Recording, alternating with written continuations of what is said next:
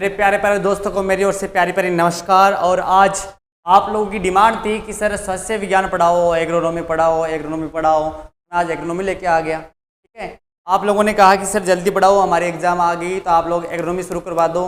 अब चलेगी आपकी एग्रोनॉमी। और एग्रोनॉमी में अपन पढ़ने वाले हैं सबसे पहले सॉइल साइंस के बारे में। आप बोलोगे सर खरपतवार पढ़ा दो, मैं खरपतवार पढ़ा दूंगा। फिर बोलोगे सर फसलें पढ़ा दो, फसलें पढ़ा दूंगा। आप जो बोलोगे वो पढ़ा दूंगा। लेकिन कुछ ने कहा कि सर एक बार हमारे को मृदा विज्ञान पढ़ा दो, तो वो पढ़ा दूंगा। अब कुछ ये बोल रहे कि खरपतवार पढ़ाऊँ। अब एक साथ मेरे से होगा नहीं, 3 या 4 क्लास में मैं इसको पूरी करवा के फिर वीड को पूरा करवा के, या वीड से पहले है ना कुछ लोग काफ़ी की डिमांड फसलों की है, मैं है ना उनको पहले फसलें करवा दूंगा या उर्वरक करवा दूंगा या सिंचाई, जो आप बोलोगे वो मैं करवा दूंगा। लेकिन अभी करते हैं आप लोग सॉइल साइंस के बारे में, जो एग्रोनॉमी का ही पार्ट है। 11th में भी आता है, 12th में भी आता है, जेट ICR और BHU के अंदर और AG सुपरवाइजर में इसका महत्वपूर्ण योगदान है। यहाँ से क्वेश्चन जरूर पूछा जाएगा। अब मैं तो शुरू कर रहा हूँ एग्रोनॉमी सस्य विज्ञान, और आप अपना काम शुरू कर दो। समझ गए होंगे क्या काम है? अरे यार समझ गए होंगे क्या काम है? मामला सेट कर दो। कैसे करोगे? अरे चैनल को सब्सक्राइब करके, लाइक करके, शेयर करके, बेल आइकन को दबा के मामला सेट कर दो ताकि अपना आगे चले। अब तुम्हें आ रहा है सर जल्दी जल्दी पढ़ा दो हमारे को तो सस्य विज्ञान। काफियों की कमेंट आएगी सर सस्य विज्ञान शुरू करवा दो, हमारी एग्जाम आ गई। अब करवा दी ना, अब तुम करवा दो सब्सक्राइब।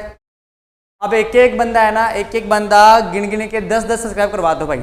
अरे मेरे पास स्क्रीनशॉट भेजते रहना, सब्सक्राइब के, लाइक के, शेयर के, बेल आइकन के ना। अब एक जना 10 भेजो, 10 फिर आगे वाला भेजेगा। ऐसे करोगे तो कड़ी जुड़ जाएगी अपनी वाली, है ना। तो सब्सक्राइब कर दो, लाइक कर दो, शेयर कर दो। बेल आइकन को दबाना भूलना है मत, दबाते ही है ना मेरे वीडियो वहाँ आपके पास में आते रहेंगे। तो ये वीडियो शुरू हो गया है, गिनती की काउंट कर लेना 10, और 10 काउंट करके मेरे पास भेज देना, है ना। मुझे मालूम तो चल जाएगा किसने नहीं किया। आप लोग 10-10 करवा के मेरे पास भेजो ताकि मुझे मालूम रहे कि हाँ सब ने ये काम कर दिया। अपने दोस्तों से करवा दो, सब जने मिलके, सारे कृषि कॉलेज के जितने भी लड़के हैं, first year, second year, third year, fourth year के, आप भी, हाँ आप भी कर सकते हो। आपके लिए कोई मनाही नहीं है, आप भी है ना कर दो। और आ जाओ शुरू करते हैं मृदा विज्ञान के बारे में, सोशल साइंस के बारे में। तो देखिए, तो ये सोइल दिख रहा है ना, सोइल SOIL, ये सोइल है ना। ये सोइल किस भाषा का शब्द है? ये सोइल लैटिन भाषा का शब्द है। क्या है? लैटिन भाषा का शब्द है। पहले तो ये जान लेना, जिस भी नाम के आगे एक तो लग जाए नोमी, और एक लग जाए नोमी, और एक लग जाए लॉजी, इसके भी आगे लॉजी और नोमी लग जाए, वो किसके होते हैं हमेशा ही? अरे किसके होते हैं? ग्रीक भाषा के। और जिसके आगे कल्चर लग जाए, कल्चर, वो होता है लैटिन भाषा का लैटिन भाषा का। लेकिन पोमोलॉजी है ना दोनों में आता है, पोमोलॉजी दोनों में आता है। लेकिन अब पढ़ रहे हैं अपन लोग सस्य विज्ञान में सोइल साइंस। तो सोइल शब्द दिख रहा है ना, वो किस भाषा का है? लैटिन भाषा का है। लैटिन भाषा के एक शब्द है, इसका नाम है सोलम। क्या नाम है? सोलम नाम है, सोलम। इससे लिया गया है सोइल शब्द, लैटिन भाषा के सोलम शब्द से लिया गया है। जिससे आप लोगों ने पढ़ा होगा पहले कि अपने यहाँ एक आया था PH, आया था ना, पढ़े थे ना PH, हाइड्रोजन आयन के ऋणात्मक लघुणक को PH कहा जाता है ना किसी विलियन में। तो आप पढ़े थे ना, इसमें P शब्द जो होता है वो जर्मन भाषा का होता है। किस भाषा का? जर्मन भाषा का होता है। और जर्मन में वहाँ P को वो लोग क्या बोलते हैं? पुषांश बोलते हैं। क्या बोलते हैं? पुषांश। इसे आप लोग इंग्लिश में बनाए तो क्या बना उसका? पावर। और पावर को बनाए तो क्या बना उसका? शक्ति बना। क्या बना? शक्ति बना PH का। ऐसे ही है ना, मैं इसलिए समझाया हूँ कि लैटिन भाषा के लोग है ना, लैटिन भाषा में इसको सोलम ही कहा जाता है। सोलम को जब अपन इंग्लिश में बनाए तो क्या बना? फ्लोर बना। क्या बना? फ्लोर बना। और फ्लोर का क्या बन गया फिर? फर्श बन गया। समझ गए? ये सोइल शब्द लैटिन भाषा के सोलम शब्द से लिया गया है, जिसका अर्थ फ्लोर या फर्श होता है। क्या होता है? फ्लोर या फर्श होता है। अब आपसे बोल दें इसकी परिभाषा क्या होगी, अब क्या बताओगे? ऐसे बोले कि डेफिनेशन दो, परिभाषा दो, क्या होती है? वैसे तो आपसे वो पूछेगा ना एग्जाम, इतनी डीप ना, सरल सा, इजी सा कोई नहीं पूछेगा। लेकिन आपको याद करना बहुत जरूरी है, लिखने में कुछ नहीं जाता, जब पढ़ोगे ना तब आपको याद हो जाएगा। तो देख लो, मृदा एक प्राकृतिक पिंड है। मृदा क्या है भाई? मृदा एक प्राकृतिक पिंड है जो मृदा एक प्राकृतिक पिंड है जो पौधों को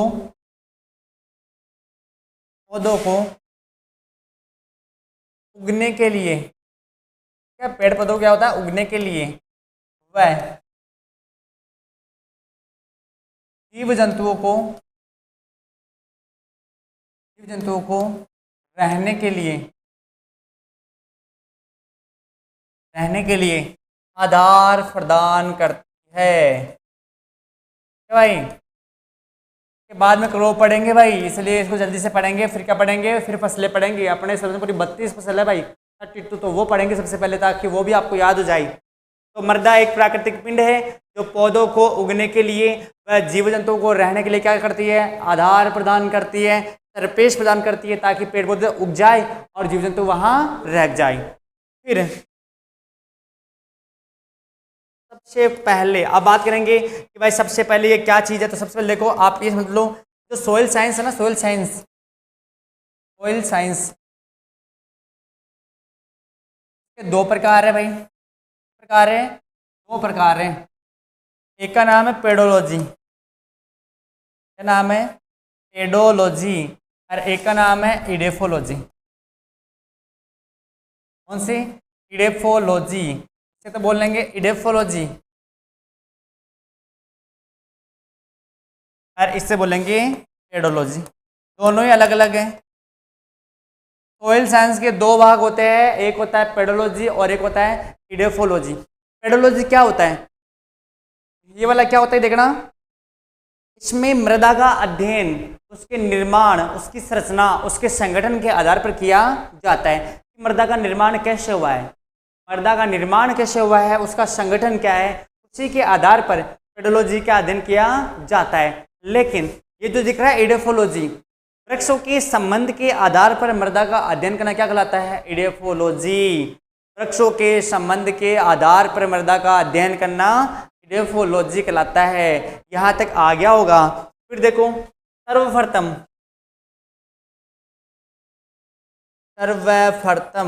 अब बात करेंगे पेडोलॉजी की।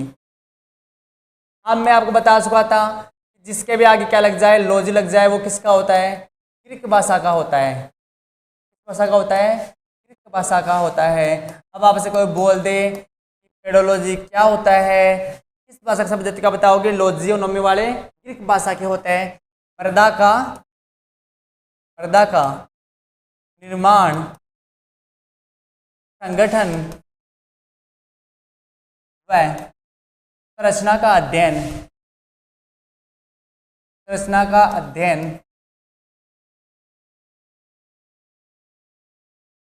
पेडोलॉजी के अंतर्गत किया जाता है।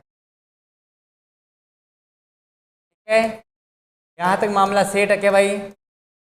अरे यहाँ तक का मामला सेट है कि मृदा का निर्माण व संगठन व संरचना का अध्ययन पेडोलॉजी के अंतर्गत किया जाता है। यहाँ तक मामला सेट हो गया। तो फिर देखो सबसे पहले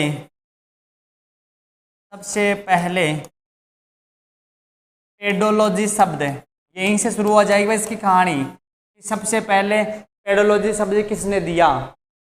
भाई मृदा के दो भाग हो गए ना, वो तो लैटिन का था ही सोइल साइंस, तो फिर इसके दो भाग पेडोलॉजी और इडेफोलॉजी। फिर बोल दे कि सबसे पहले पेडोलॉजी नाम किसने दिया, ये नाम किसने बोला? तो सबसे पहले पेडोलॉजी नाम डॉक्टर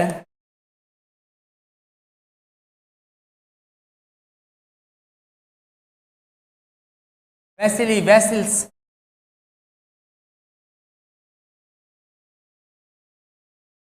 ईडोकोविच है। सर्वप्रथम ये नाम किसने दिया, पेडोलॉजी नाम किसने दिया, क्या बताओगे? डॉक्टर वेसिल्स ईडोकोविच ने दिया। किसने दिया? डॉक्टर वेसिल्स ईडोकोविच ने दिया सबसे पहले इसका नाम। इसलिए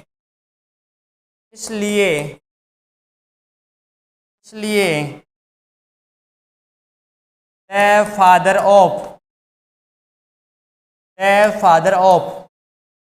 सोइल साइंस,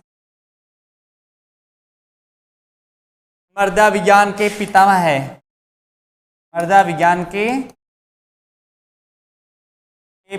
है। डॉक्टर वेसिल्स ईडोकोचेव को कहा जाता है। डॉक्टर वेसिल्स ईडोकोचेव को या डोकोविच को कहा जाता है। तो याद कर लो सबसे पहले पेडोलॉजी नाम सबसे पहले पेडोलॉजी नाम डॉक्टर वेसिली वेसल्स ई डोकोविच ने दिया, जिसे शॉर्ट में वीवी डोकोविच भी कहा जाता है, लेकिन अपन पूरा नाम याद कर लो। वेसिली वेसल्स ई डोकोविच ने दिया था। The father of soil science, मृदा विज्ञान के पितामह कहा जाता है। ईश्वर मारो फिर आगे चलें, ईश्वर मान लो फिर आगे चलेंगे भाई। तो अब क्या हो गया, मृदा विज्ञान के पितामह तो कौन है?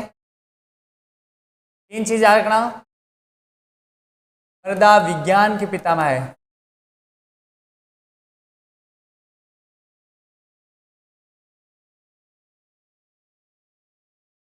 Doctor Vasily Vasilyevich डोकोविच। अगर आपसे बोले कि मृदा विज्ञान के पितामह कौन है, तो आपके बताओगे डॉक्टर वेसिली वेसल्स ई डोकोविच। और फिर बोल दें मृदा जांच के पितामह है। तो क्या बताओगे? Doctor M L. ट्रोंग। क्या बताओगे भाई? Doctor M L. ट्रोंग, ऐसे वाला ट्रोंग, doctor M L. ट्रोंग। The father of soil testing, the father of soil testing doctor M L. ट्रोंग। फिर आपसे बोल दें मृदा रसायनिकी, मृदा रसायनिकी के पितामह है। क्या बताओगे? Doctor J V. लिविंग। क्या बताओगे? Doctor J V. लिविंग। तो the father of soil chemistry doctor J V. Liebig. यहाँ पर तीन वैज्ञानिक आ चुके हैं, इनमें से पहला है the father of soil science doctor Vasily Vasilyevich Dokuchaev, दूसरा है the father of soil testing doctor M L. Truog, और तीसरा है the father of soil chemistry doctor J V. Liebig. यहाँ तक याद हो गया होगा। फिर देखना, 1 इंच मृदा के निर्माण में, 1 इंच मृदा के निर्माण में 800 से 1000 साल लग जाते हैं भाई। ठीक है, 1 इंच मृदा के निर्माण में 800 से 1000 साल लग जाते हैं। मतलब मृदा का निर्माण एक धीमी प्रक्रिया है। मतलब क्या हुआ? मृदा का निर्माण एक धीमी प्रक्रिया है, बहुत ही धीमी प्रक्रिया है मृदा का निर्माण। ये बहुत धीमी प्रक्रिया है, क्योंकि 800 से 1000 साल, क्योंकि मृदाओं का निर्माण किससे होता है? चट्टानों से होता है। और चट्टानें कब जाके टूटेगी, फिर वो बिखरेगी, छोटे टुकड़े बढ़ेंगे, फिर उसकी मिट्टी बनेगी। तो ये 800 से 1000 साल का समय लग जाता है मृदा के निर्माण होने में। यहाँ तक का स्क्रीनशॉट ले लो, फिर आगे चलें। यहाँ तक का, या यहीं पर एक और देख लो, इडेफोलॉजी और देख लो, इडेफोलॉजी मृदा का वृक्षों के संबंध के आधार पर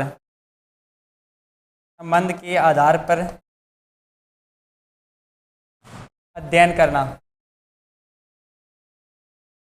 करना इडेफोलॉजी कहलाता है। अब ले उसका स्क्रीनशॉट, अब ले लो उसका स्क्रीनशॉट जल्दी से, फिर चलेंगे आगे भाई। अब देखो, अब पढ़ने वाले हैं अपन लोग, इसका जो इसकी जगह है वो पढ़ेंगे। तो देखिए IISS प्रोग्राम लिख लो, Indian Institute of soil Science, IISS Indian Institute of soil Science, जो है जैसे भारतीय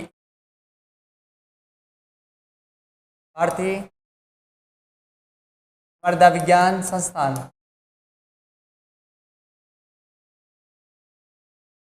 भारतीय मृदा विज्ञान संस्थान जो है भोपाल MP। कहाँ पर है? भोपाल एमपी में है। भारतीय मृदा विज्ञान संस्थान भोपाल एमपी के अंदर है। फिर पढ़ेंगे, अब देखो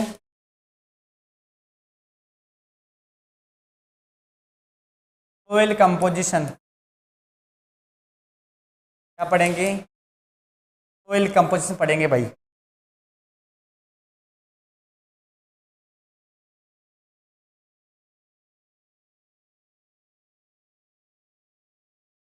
क्या पढ़ेंगे भाई? सोइल कंपोजिशन पढ़ेंगे। गोल नहीं बनी भाई मेरे से, वो बनाते हैं भाई।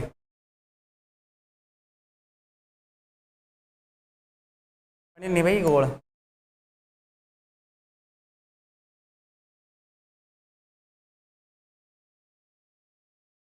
ठीक रहेगा भाई। ये इसके आधा भाग। अब आपसे पूछेंगे कि सोइल साइंस के बारे में बताओ और इसका संगठन बताओ, तो आप कैसे बताओगे? तो आप कैसे बताओगे? तो मैंने एक गोल डिब्बा बना दिया है।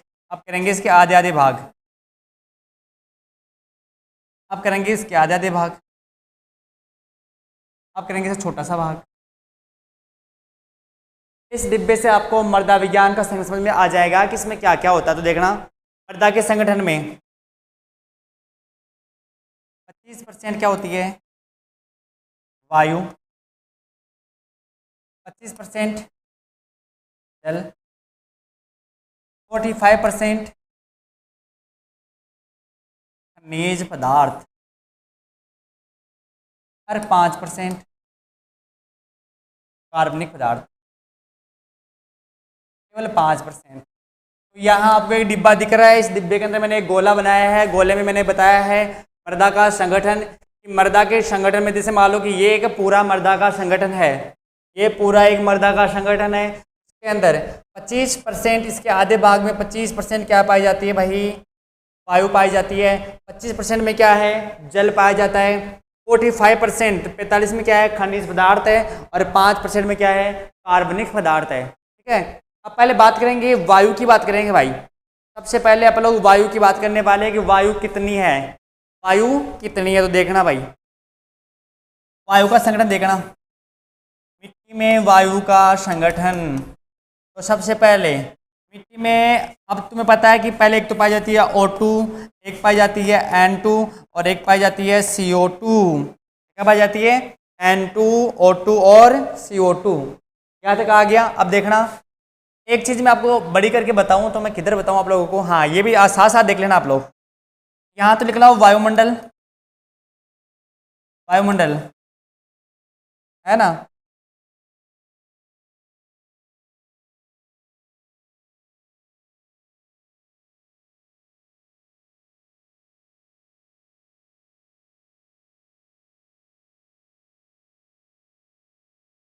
देखो भाई, वायुमंडल, और यहाँ लिख रहा हूँ मृदा। मृदा में वायु की मात्रा कितनी है और वायुमंडल में वायु की मात्रा कितनी है? तो सबसे पहले वायुमंडल के अंदर जो वायु की मात्रा है वो देखिए, 78.08%। ये भाई 78.08%, 78.08% वायुमंडल में O2 की मात्रा। अरे मर्दा में होती है 78%, थोड़ी सी कम। वहाँ 78.08 और अपने यहाँ 78%। N2 की बात करें तो वो होती है वायुमंडल में 21%, 21%। अपने यहाँ होती है 20.95% के अंदर। ये भी थोड़ी सी कम, ये भी थोड़ी सी कम। CO2 0.03%, 0.03%। और अपने यहाँ होती है 0.25 से 0.30। इसका मतलब ये हुआ कि मृदा में CO2 की 10% वृद्धि देखी गई है ना। मिट्टी में 10% की वृद्धि के साथ में क्या पाई जाती है? CO2 गैस पाई जाती है, जो वातावरण में कितनी है? 0.03% है, लेकिन मिट्टी के अंदर 0.25 से 0.30 होती है। आर्गन की बात करें तो वो होती है 0.93 और यहाँ पर भी 0.93। लेकिन आपसे तो इतना पूछेंगे, तीनों का आप ध्यान रखना। आप ये तीन याद कर लो, तीनों का आप ध्यान रखना। तीन ये याद कर लो आप लोग, कितनी CO2 है और कितनी N2 है। तो बताना भाई, मिट्टी के संगठन में 25% वायु है, 25% जल है, 43% खनिज पदार्थ है और 5% कार्बनिक पदार्थ है, जिनके अंदर वायुमंडल में है O2 की मात्रा 78.08% और मृदा में है 78%। नाइट्रोजन की वायुमंडल में है 21% और मृदा में 20.95% और CO2 की है 0.03% और मृदा में है 0.25 से 0.30%। मृदा में 10% की CO2 की वृद्धि देखी गई है। यहाँ तक आपको समझ आ गया होगा। फिर आप देखना 25% मृदा में जल पाया जाता है। 25% मृदा में क्या पाया जाता है? जल पाया जाता है। तो मृदा जल के बारे में कुछ समय के बाद में मैं आपको बताऊंगा। और 45% क्या पाया जाता है? खनिज पदार्थ। खनिज पदार्थ 45% तक। केवल 5% ही पाया जाता है कार्बनिक पदार्थ। कितना परसेंट? केवल 5%। केवल 5% ही क्या पाया जाता है? कार्बनिक पदार्थ पाया जाता है। उम्मीद करता हूँ यहाँ से समझ आया होगा। स्क्रीनशॉट लो, फिर चलेंगे आगे। स्क्रीनशॉट ले लो, फिर आगे चलेंगे।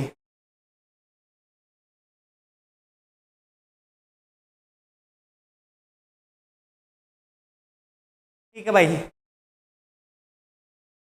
आप देखो मृदा का निर्माण। मृदा का निर्माण तो आप सब लोग जानते हो कि मृदा का निर्माण किन से होता है भाई? चट्टानों से। चट्टानों से मृदा का निर्माण होता है। ठीक है, चट्टानों से मृदा का निर्माण होता है। यहाँ तक तो आ गया होगा। मृदा का निर्माण किन से होता है? चट्टानों से मृदा का निर्माण होता है। फिर मैंने क्या बताया? आपसे भी पहले बताया था कि 800 से 1000 साल केवल 1 इंच मृदा के निर्माण में लग जाता है।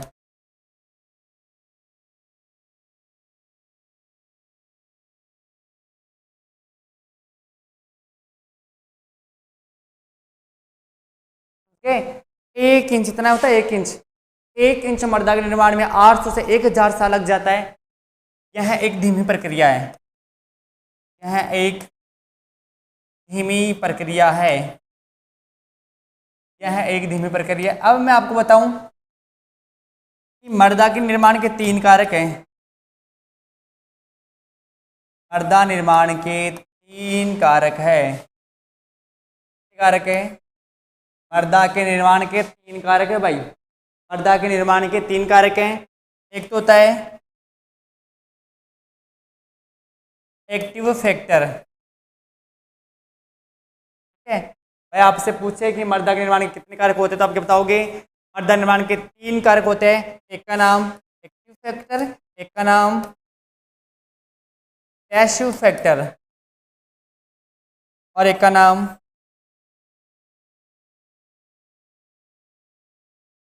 Neutral factor. तो मृदा निर्माण के 3 कारक होते हैं, जिनमें से एक का नाम है एक्टिव फैक्टर, एक का नाम पैसिव फैक्टर और एक का नाम न्यूट्रियल फैक्टर। मतलब हुआ एक तो मृदा में कारक में एक तो होता है सक्रिय कारक। क्या होता है? सक्रिय कारक। और एक होता है अक्रिय कारक। कौन सा कारक? अक्रिय कारक। और एक होता है उदासीन कारक। कौन सा कारक है? उदासीन कारक। ये 3 प्रकार के कारक है, एक्टिव, पैसिव और न्यूट्रियल। यहाँ तक का स्क्रीनशॉट ले लो, फिर चलते हैं आगे की ओर।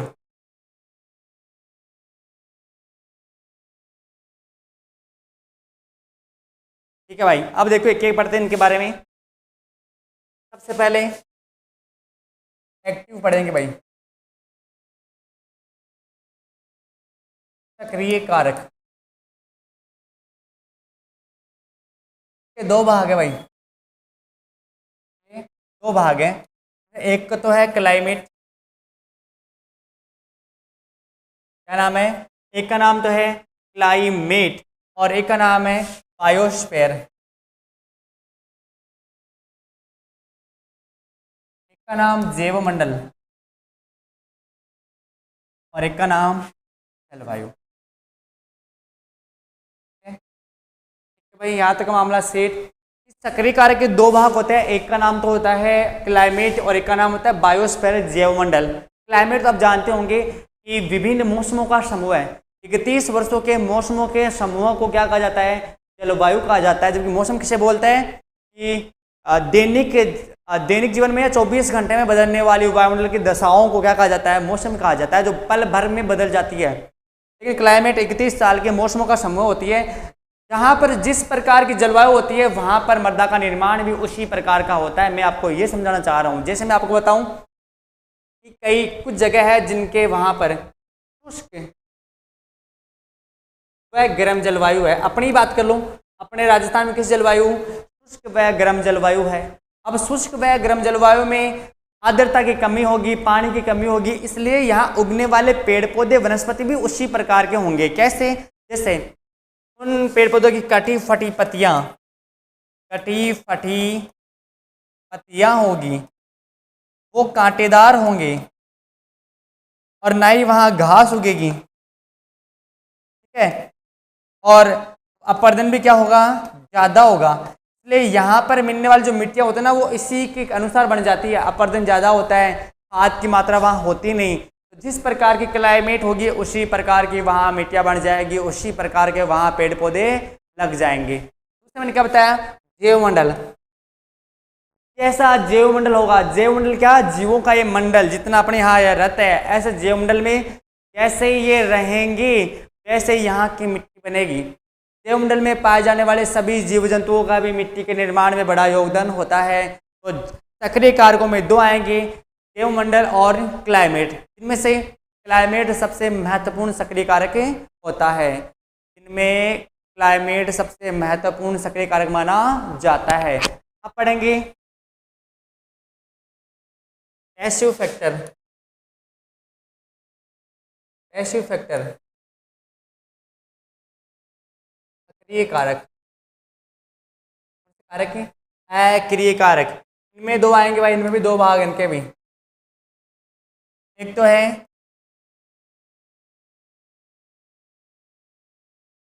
पेरेंटियल मैटर और एक है रिलीफ ऑफ टोपोग्राफी। इसे बोलेंगे स्थलाकृति और इसे बोलेंगे पैतृक पदार्थ।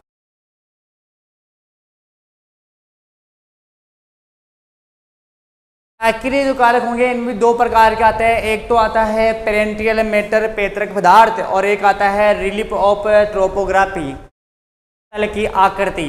अब पेरेंटियल मैटर की बात करेंगे, पैतृक पदार्थ की।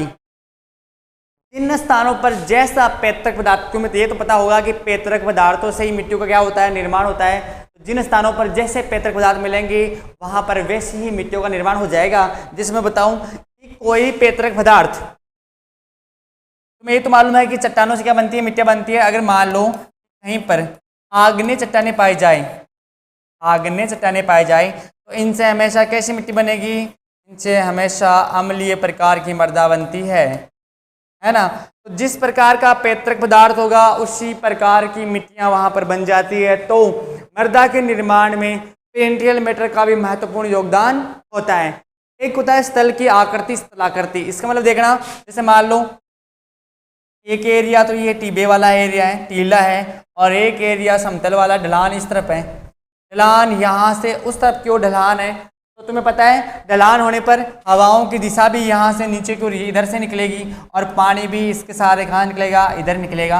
अब तुम बताओ कि ऊपर के इलाका, ये तो मैंने आपको छोटा दिखा, लेकिन आप लंबा सोच के देखो कि एक तरफ तो ऊंचाई वाली मिट्टियाँ हैं और एक तरफ नीचाई वाली मिट्टियाँ हैं ना। लंबी दूर में सोच लो आप लोग एक बार, तो कौन सी मिट्टियाँ सबसे ज़्यादा उपजाऊ होगी? क्या ऊपर वाली मिट्टियाँ, क्या नीचे वाली मिट्टियाँ? आपका सही जवाब तो ये होगा कि सर नीचे वाली मिट्टी क्या होगी? ज़्यादा उपजाऊ होगी। वो क्यों होगी वो आप समझ गए होंगे, क्योंकि ऊपर वायु के लगातार कई साल चलता है, ये कई साल तक चलता है। तो लगातार कई सालों से हवा का बहना, पानी का बहकर चले जाना, इन सबसे क्या होता है? यहाँ के सारे पोषक तत्व उतर कर नीचे की ओर वहाँ चल जाते हैं। इसके कारण क्या होती है? वहाँ की मिट्टियाँ उपजाऊ मानी जाती है। तो ये था अक्रिय कारकों में। जबकि एक होता है न्यूट्रियल फैक्टर। क्या होता है? न्यूट्रियल फैक्टर, उदासीन कारक। इसमें आता है सोइल टाइम। सोइल टाइम मर्दा आयु। मर्दा की भी आयु होती है, मर्दा भी मर जाती है। अब आप कुछ हो गए होंगे क्या सर मर्दा मर जाती है? हाँ, मर्दा भी मर जाती है। आप लगातार किसी मिट्टी के अंदर लगातार एक ही फसलें उगाए जाओ उगाए जाओ उगाए जाओ और किसी प्रकार की खाद वाद उसमें मत डालो, एक समय ऐसा आएगा मर्दा मर जाएगी। मर जाने का मतलब ऐसे मर जाएगी वो, इसका मतलब ये होता है कि वो बंजर हो जाएगी। तो जिस टाइम पर वो मिट्टियाँ बंजर हो जाती है तो उसे क्या कहा जाता है?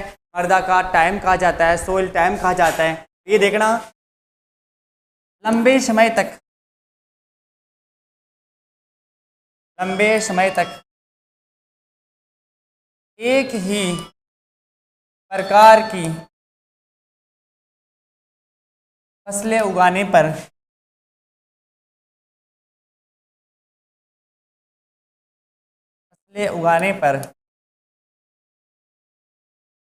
खाद व उर्वरक की कमी हो जाती है। खाद व उर्वरक की कमी हो जाती है और साथ ही मर्दा के निर्माण में 800 से 1000 साल लग जाता है। ये कितना लंबा टाइम होता है कि पता नहीं लगता, पता नहीं कितनी पीढ़ियाँ निकल जाती है। इसलिए भी इसको क्या माना जाता है? उदासीन माना जाता है।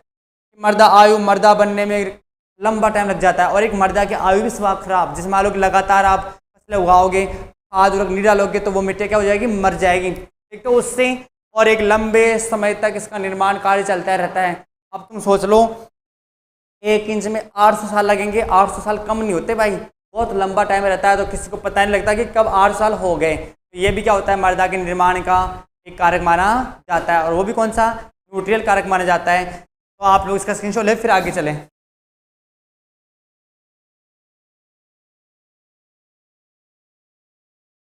उम्मीद करता हूँ यहाँ तक ही आपको समझ में आ गया होगा। नेक्स्ट वीडियो पढ़ेंगे मर्दा के संरक्षण की विधियाँ। तब तक के लिए धन्यवाद। आप खुश रहे, खुशहाल रहे, मस्त रहे। ठीक है, बाय बाय।